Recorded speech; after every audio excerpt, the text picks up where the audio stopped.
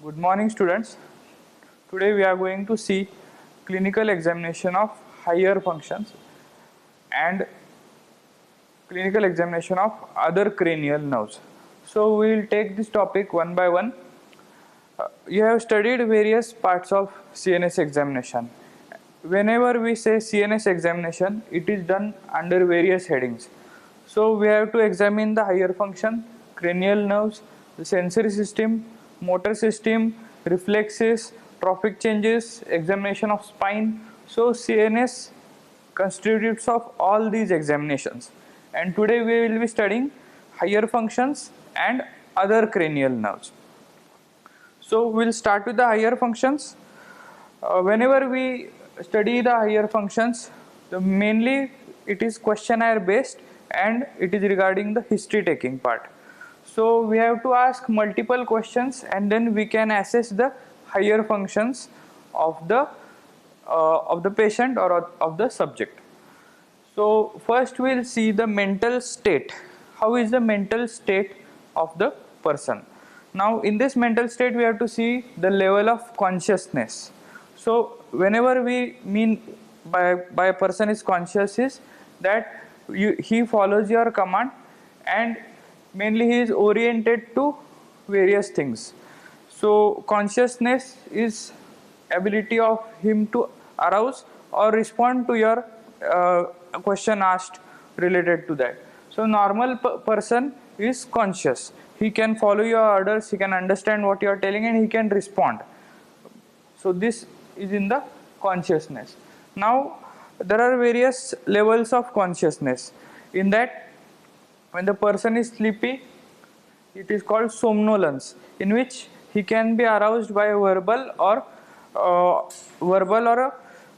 you can touch him or waking up. So somnolence. Then you have stupor. Okay, it is a bit further stage in which he can be aroused, but again he will revert back to the original state. Then you have semi coma. In semi coma, after giving a painful stimulus, we can get a withdrawal reflex, that is in the semi coma. And the last is the coma, in which the patient will not respond even to the painful stimulus. So this is the mental state. Normally what we see is, we will say the mental state consciousness, the person is conscious. Then we will ask about the history of hallucination, delusion and illusion. So these three words will be better understood when we take an example of it. What is hallucination? Hallucination is a false impression created by the organs of special sense. So in this you have visual hallucination, auditory hallucination, in that also you get smell. So commonly what history the person will give, if he has visual hallucination, he see I am able to see ghosts around me, or I can see human figures when actually nobody is present, or he can say somebody is talking to me, okay, but if you see in the room nobody will be there. So these are all hallucinations. Delusion is a false belief which is kept held to be with the evidence of contrary, means you know that it is not there but he'll think that it is there. So they are the false beliefs which are held in spite of evidence to contrary. So many psychiatric patients have various delusion. One of a patient had a delusion that a snake is sitting inside my mouth and whatever I eat, the snake is eating, and that is why I am not gaining weight. So this is one of the delusion. We know that there is no such entity, but she thinks that a snake is there and he is eating whatever she is eating. So this was delusion. Now illusion is an optical phenomenon in which the images are distorted. So the commonest illusion what we see is on the television. All the magic shows are based on illusions. So another example is you see a rope and you say it is a snake. So this is nothing but a visual phenomena and that is nothing but illusion. Then we will see the appearance of the person.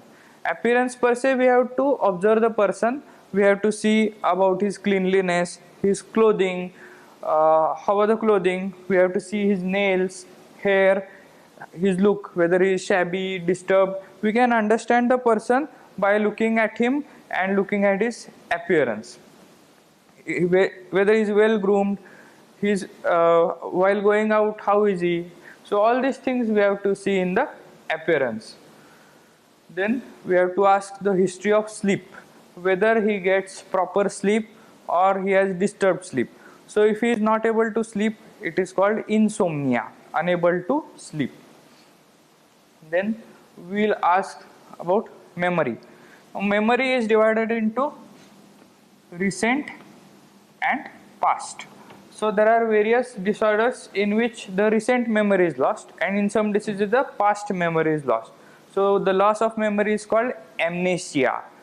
Okay, and you have a disease related to memory, that is the Alzheimer's disease, in which you don't remember the things. So recent memory, you will ask questions, you will give him a number and you have to ask him to recall that back. At least 6-digit number you will tell him and he has to recall it back. For past memory, you can ask his date of birth, where he was born. So all these things you can ask in the past memory. Now intelligence of a person can be tested by various methods. The most common one of it is the IQ, that is intelligence quotient. We can use that. We have a formula, mental age upon chronological age into 100. So in that we have various categories from idiot to a genius. So these are the spectrum of intelligence. We can also ask regarding the schooling, college, education level. From that we can get some idea regarding the intelligence. Now mood state. In mood state, we will be observing him. We can make out whether the person is anxious, whether he is euphoric, whether he is depressed, by observing and asking for the mood. So for depression, he will be feeling lonely, he will not talk to anybody, he will be just sitting in a room. These are the features of depression. In euphoria, he will be very talkative, he'll talk, he'll go on speaking. So all this is seen in euphoria. So that is regarding the mood state. Now behavior.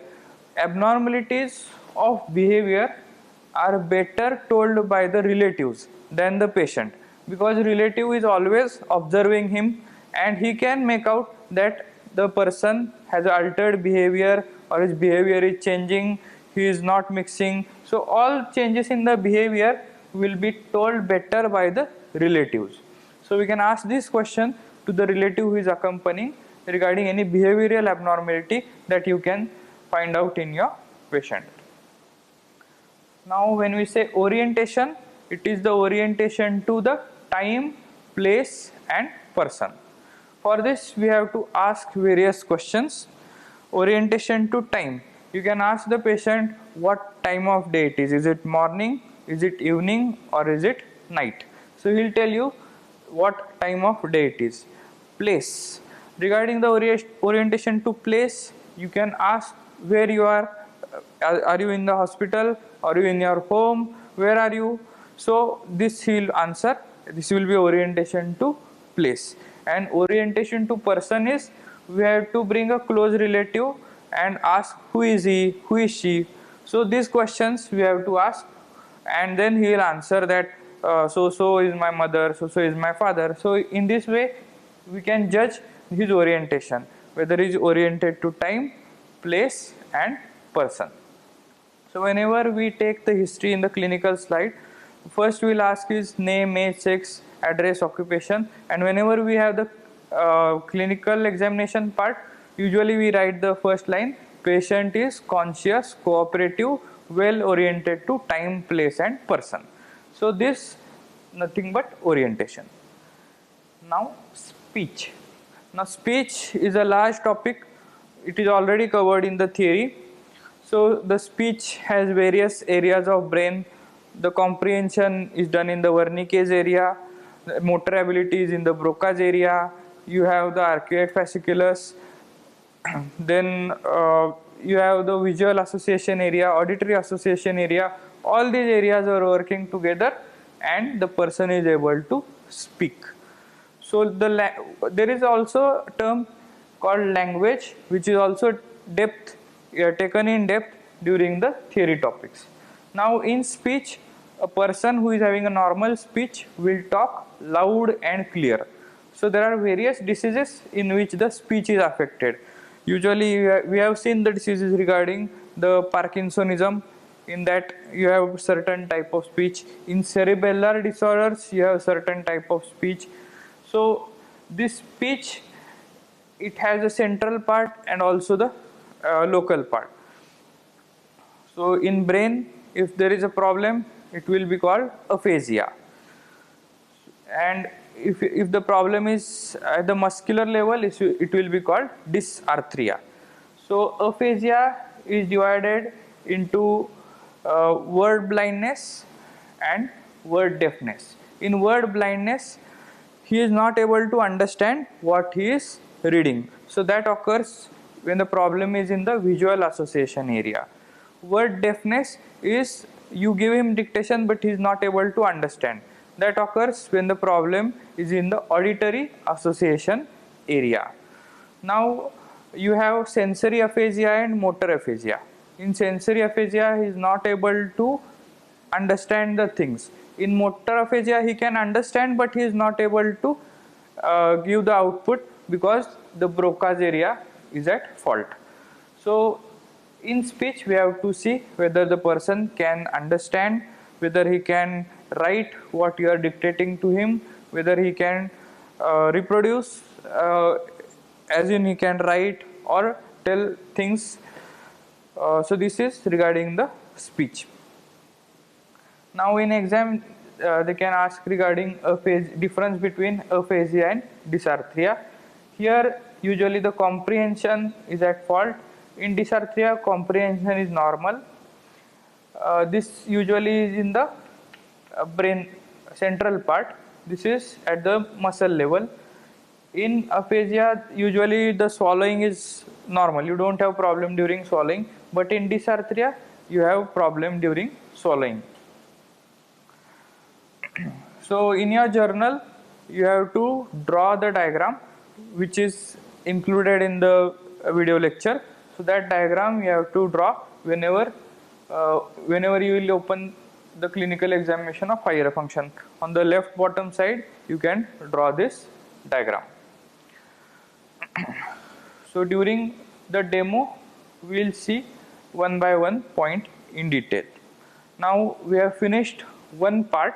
Now we will move to the briefing of the other part, clinical examination of other cranial nerves. As you know, you have 12 pairs of cranial nerves. Of that, some are motor, some are sensory, and some are mixed. Okay, so before going to the practical, you should have the basic knowledge which are sensory, mixed, and motor. So if you recollect, cranial number 1, 2, and 8 are pure sensory. 5, 7, 9, 10 are mixed, and other remaining are motor. Now already practicals are taken regarding clinical examination of eye. So we have covered 2, 4, and 6 cranial nerve. Then when we have taken the clinical examination of smell, taste, and hearing, we have covered cranial number 1, that is olfactory. Then we have covered 8th cranial nerve, that is during the hearing, vestibulocochlear. The cochlear part is already taken. So the other cranial nerves are the remaining cranial nerves. So we are going to see the other cranial nerves which are the remaining from the other practicals. So the first one we are going to discuss is the trigeminal, that is 5th cranial nerve. Now it is a mixed nerve which is sensory as well as motor. Now talking about the sensory part, it has 3 branches: ophthalmic, maxillary, and mandibular. So it takes the sensation from face in 3 divisions: ophthalmic, maxillary, and mandibular. So whenever we examine for sensations, all the things we had applied during the clinical examination of sensory system, we are going to apply the same here. Usually we will check the sense of touch, pain and temperature. But during practical, usually we will mainly focus on the touch. So this is the sensory part. Now the motor part. The trigeminal nerve supplies the muscles of mastication. So which are the muscles of mastication? They are masseter, temporalis and pterygoid. So how to examine this, we are going to see during the demo. I'll just tell you how we are going to do it. So in the muscles, we are going to see for the masseter, we are asking to clench the teeth and see the tautness of masseter and the temporalis muscle. For pterygoid, we will be asking the subject to do side to side movements of the jaw. So when he is able to do this, the pterygoids are normal. So whenever we see the trigeminal nerve, we will see regarding the trophic lesion, wasting of muscles of mastication. In sensory, we will see for the touch sensation over the face. Motor, we already discussed, temporalis, masseter and pterygoid. And the reflexes regarding the trigeminal nerve, we have already covered it, conjunctival reflex, corneal reflex and jaw jerk. These are also examined when we see the trigeminal nerve.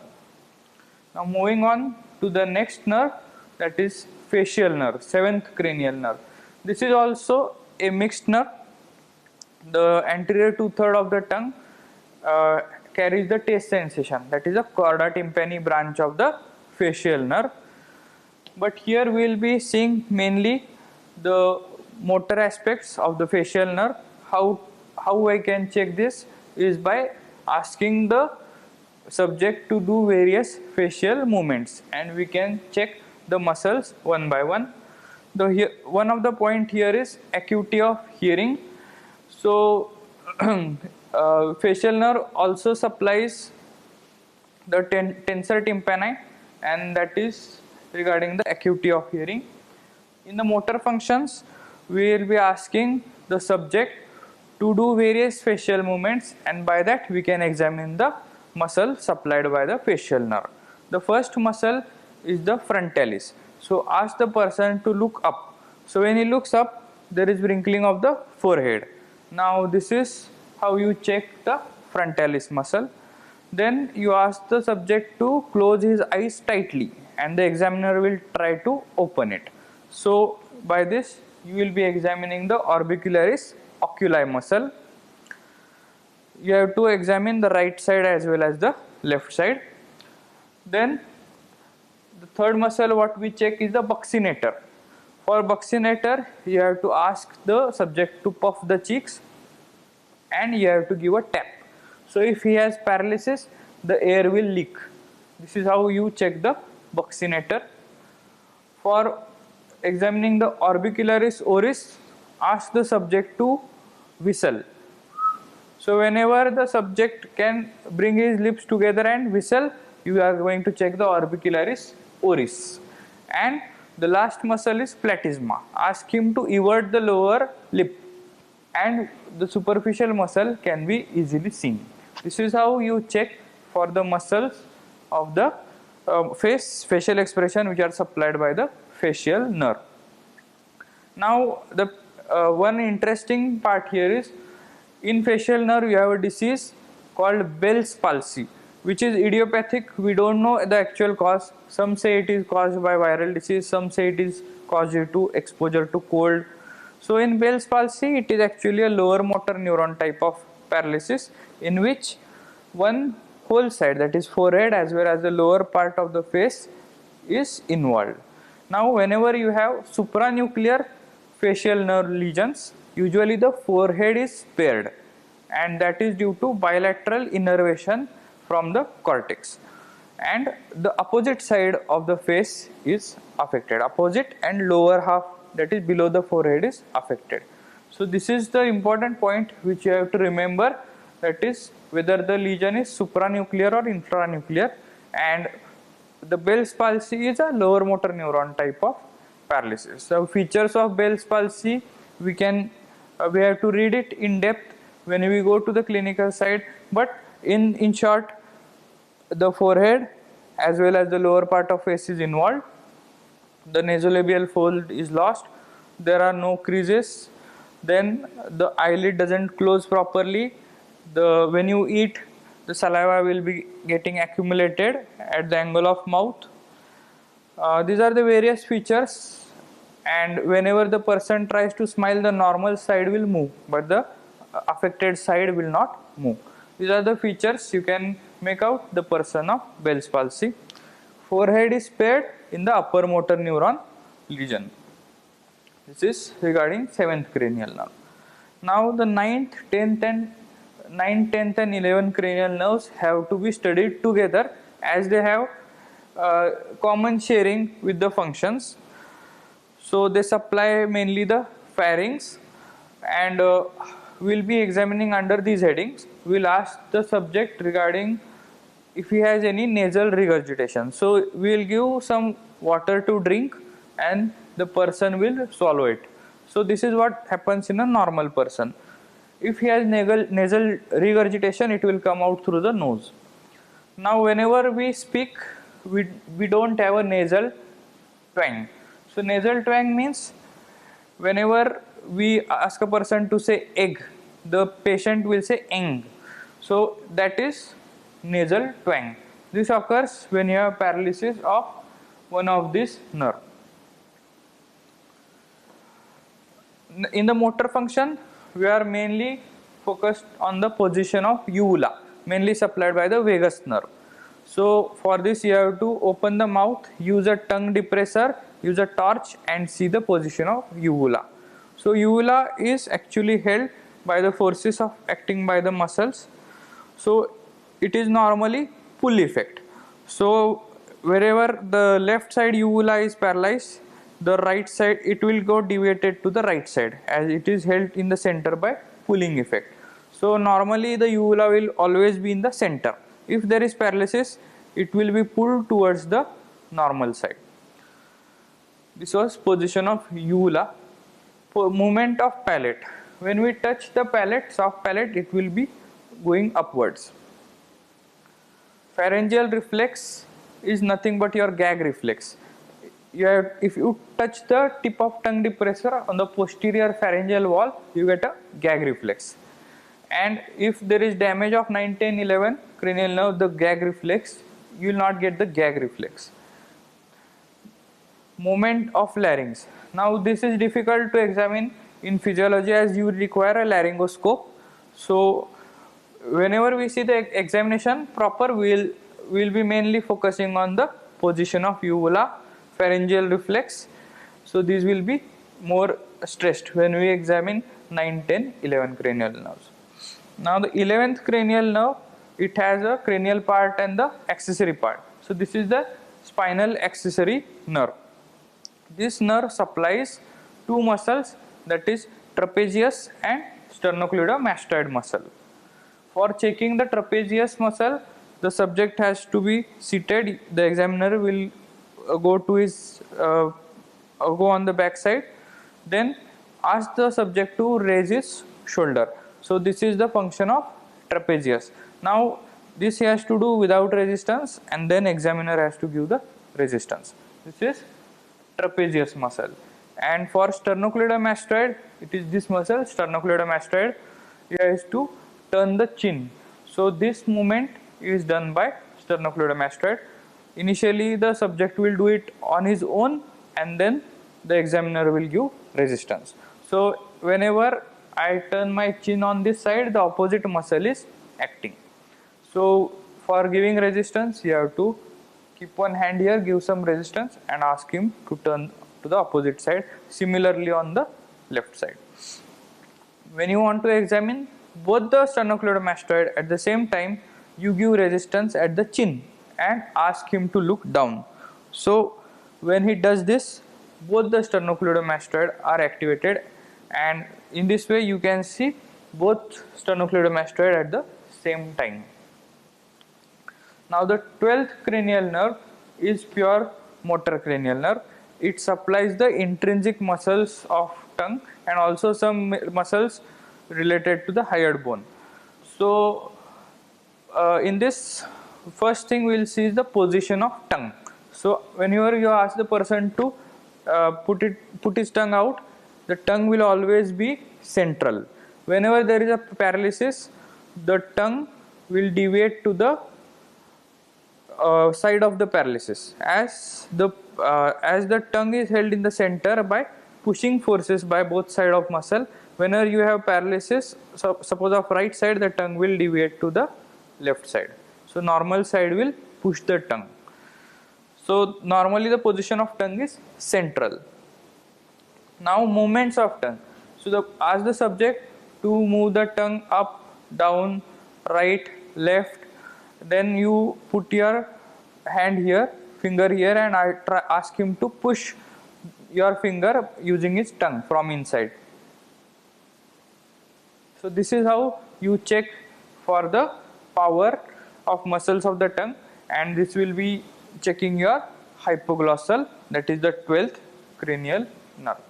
So I hope you have understood the topic, and with this we have completed the clinical examination of higher functions and clinical examination of other cranial nerves.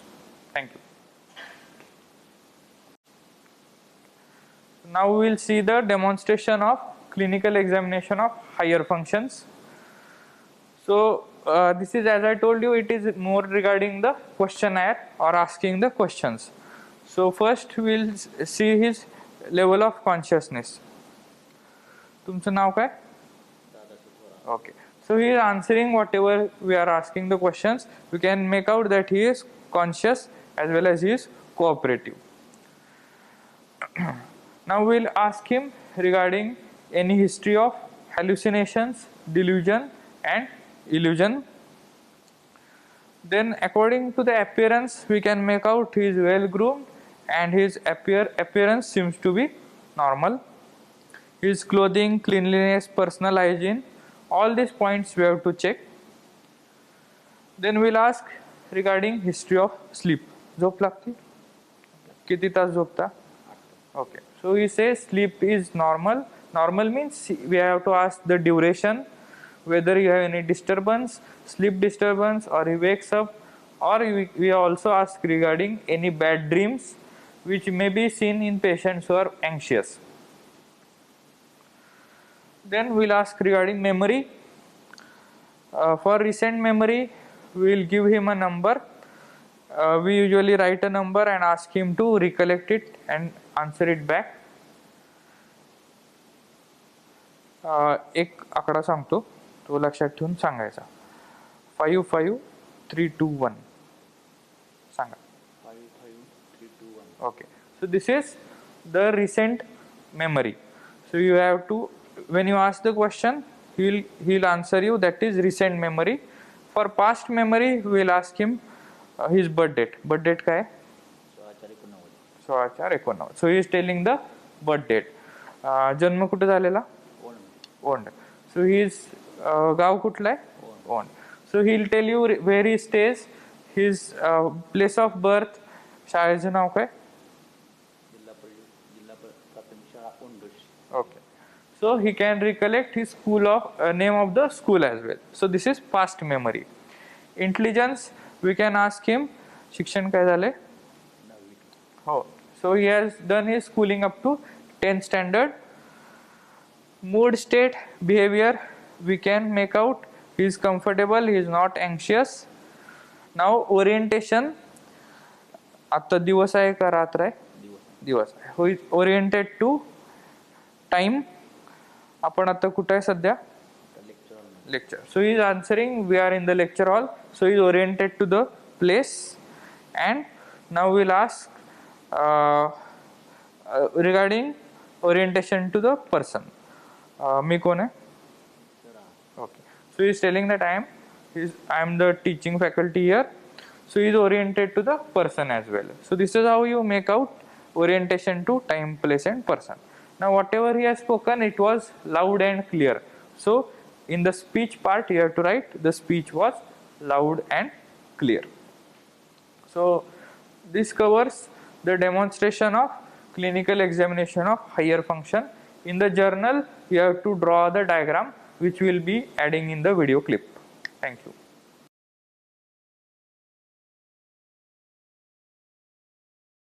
Clinical examination of other cranial nerves. In this demonstration, we will be examining the 5th, 7th, 9th, 10th, 11th and 12th cranial nerve. So starting from the 5th cranial nerve, the trigeminal nerve has a sensory component as well as the motor component. So the sensory component takes the sensation from the face, the ophthalmic division, maxillary division and the mandibular division.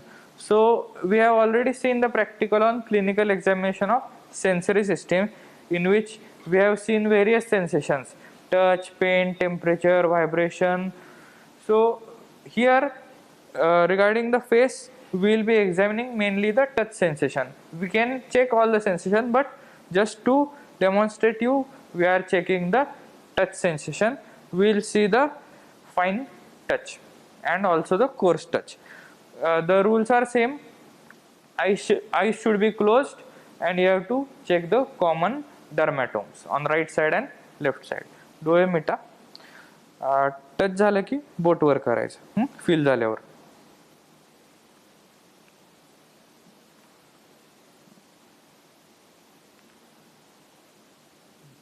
आता मी कुठे touch केले ते दाखवायचं. This was crude touch. Now he will point where I have touched it. So we will check the fine touch. हात लावायचं जिथं लावलंय तिथं. Okay.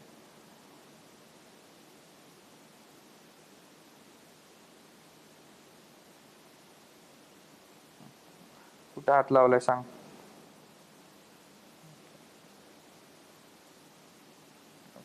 So he is able to localize where I have touched him. For sensations also we have the reflexes, that is corneal reflex, conjunctival reflex and also the deep reflex, that is the jaw jerk, which we have already covered. So I am not repeating here again.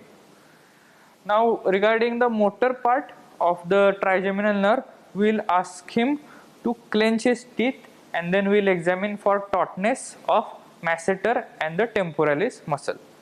दातावर दात दाब. Okay. So here we can feel the tautness of the masseter and here of the temporalis muscle.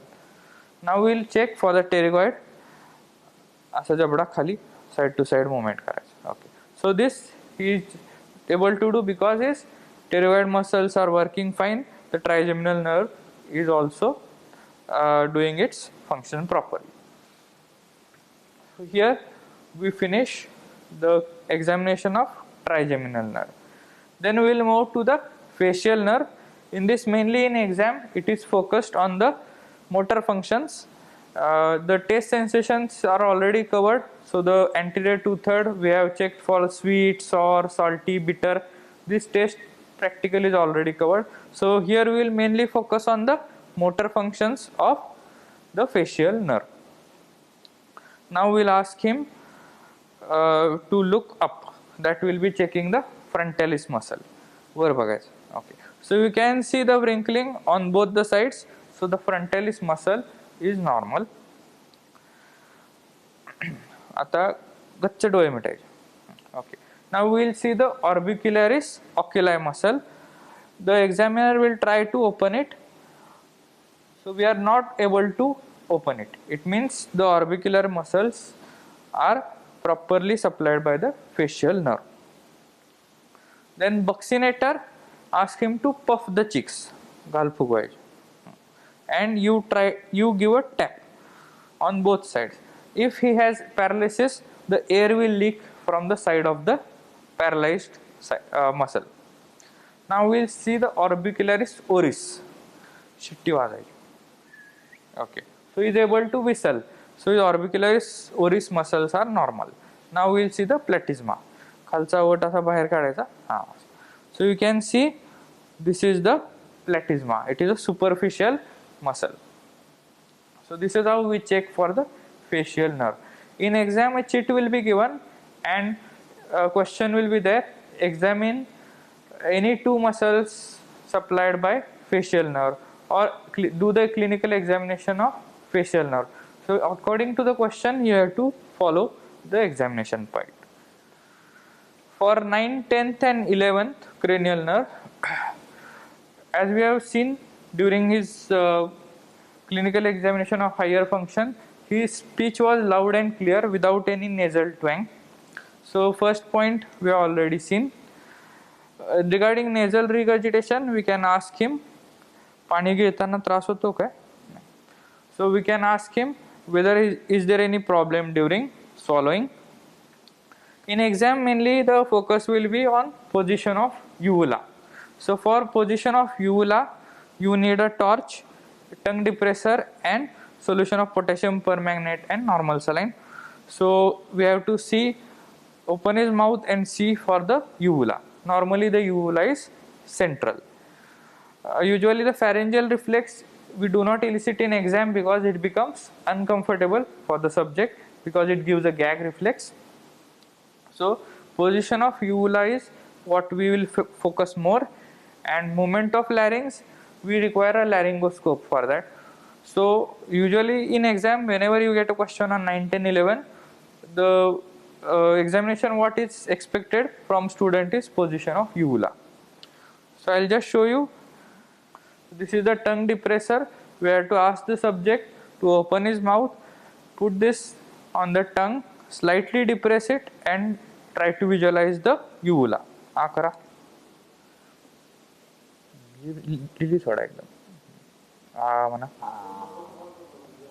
Okay. So you can see the uvula in the center. So this is position of uvula is central in position. If there would be paralysis, the uvula will be deviated. Then movements of palate also you can observe. If you touch the soft palate, it will get raised. Now we will check the power of trapezius and sternocleidomastoid for checking the spinal accessory nerve. For examination of trapezius, the examiner will be going at the back of the subject. Okay. Now we will ask the subject to shrug his shoulder. So he is able to lift his shoulders. Now I will give the resistance. Okay. Now when I do this, I am giving resistance. So this will check the trapezius muscle. Now ask him to move his chin towards the left side. Okay. So he is able to do it. This we are going to check for the sternocleidomastoid muscle. Now we will do this after giving a resistance. Okay. So this muscle becomes prominent. Okay. This muscle becomes prominent. Now when we want to check both the muscle at the same time, we will keep our hand here and ask him to look down. Press kara. Okay. So both these muscles become prominent. This is how you check the spinal part of accessory muscles. Shrugging of shoulder for trapezius and side to side movement for the sternocleidomastoid muscle. Now the last cranial nerve, that is hypoglossal. This is purely motor. You ask him to do the movements of the tongue. जीभ बाहेर काढा, वर घ्या, जीभ खाली घ्या, इकडे घ्या, इकडे घ्या. ओके. आता मी बोट ठेवतो, माझ्या बोटावर प्रेस करायचं टंगनी. Okay, so he is able to put a pressure on my finger by his tongue. So we will see for the position of the tongue. जीभ बाहेर काढा. The position is central. Suppose he has paralysis, the tongue will be deviated. Okay. Now it is central and he is able to do all the tongue movements. And with this, we can tell that the hypoglossal nerve is normal. Okay. So I hope you have understood regarding the clinical examination of cranial nerves. You can go through the videos and you can ask if you have any doubts. Thank you.